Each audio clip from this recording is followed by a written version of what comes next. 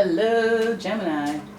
It's umomg.tarot, and this is your someone is secretly talking about me tarot card reading. Let's dive right in.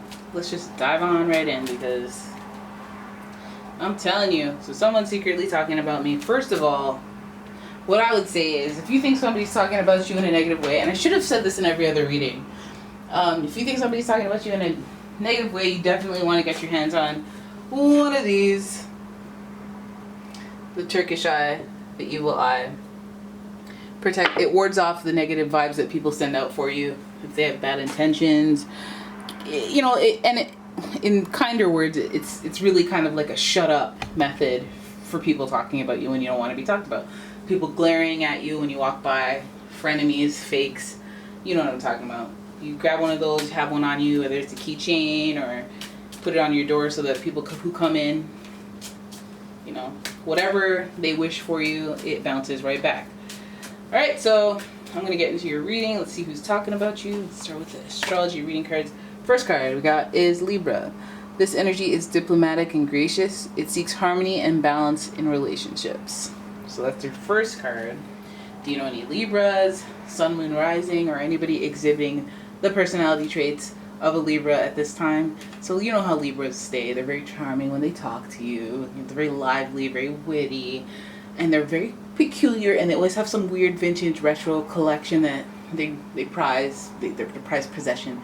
And then they always have like a pet or like some type of pillow or something that they love. Anyways, so the next card is Virgo.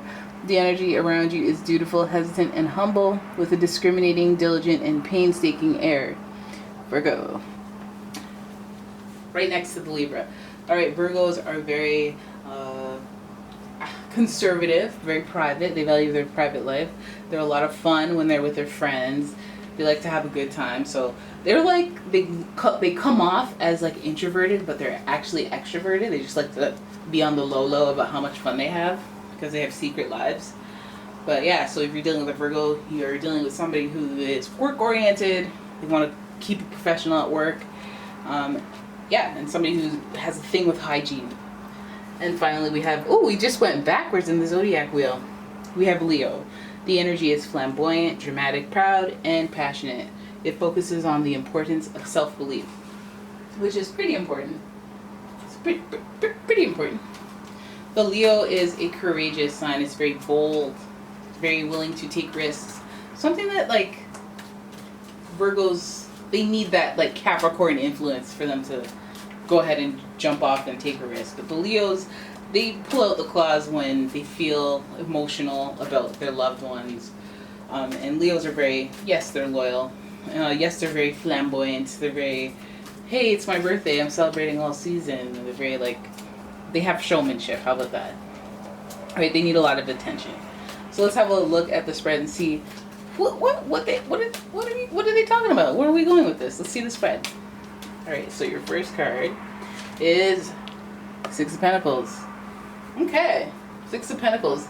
Interesting that the Six of Pentacles in reverse has that scale and is hovering over Libra. So let's think about balance. Let's think about sharing. I'm wondering if it's either somebody's trying to collect a loan from the time that they lent you, or they're talking about how they lent you money or how you lent them money. You know what I mean? Like there's a sharing thing going on. Your next card is, the King of Swords. They're being malicious with it. This is the first time I got some malice in here. King of Swords means they're being very sharp-tongued. This could even be an authority. It could be a boss talking about you.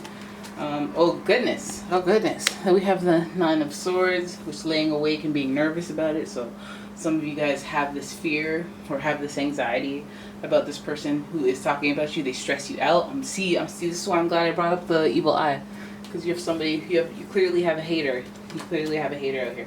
Oh my goodness, and this person is really affecting you emotionally. This person is giving you anxiety and depression. So the Eight of Cups is definitely, it's depression for sure. It's when you kind of, you take some time to yourself, and it's self-reflection, self-care. But when we take a lot of time where we don't go out and see the sun, and we hide in our basement, and we, don't eat anymore and don't do things that we used to love, then that's depression more. It's more of an extreme.